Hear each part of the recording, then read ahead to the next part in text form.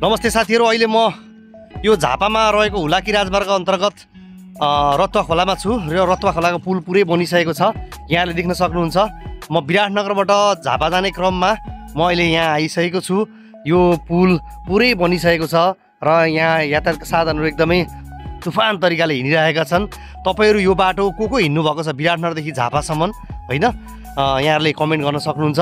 र यो हुलाकी राजमार्ग अन्तर्गत रतुवा खोलामा पुल पनि बनिसकेको छ, बिरिङमा पनि बनिसकेको छ र माई खोलामा मात्रै पुल नबनेको कारणले गर्दाखेरि यहाँका स्थानीय बासिन्दा लगायत यात्रुहरूलाई चाहिँ एकदमै झन्झट भइरहेको छ र उहाँहरूले चाहिँ चौरीबाट झिझिले निक्ले पनि भयो, नभए श्रीगञ्जबाट दुरे निक्लिँदा पनि भयो। यो माईको पुल नभएकोले गर्दाखेरि चाहिँ अलिकति शास्ति खेप्नु परेको छ। नभए विराटनगरदेखि भद्रपुरसम्म जोड्नको लागि एकदम छोटो दूरीको चाहिँ सडक अन्तर्गत यो पर्दछ। Thank you.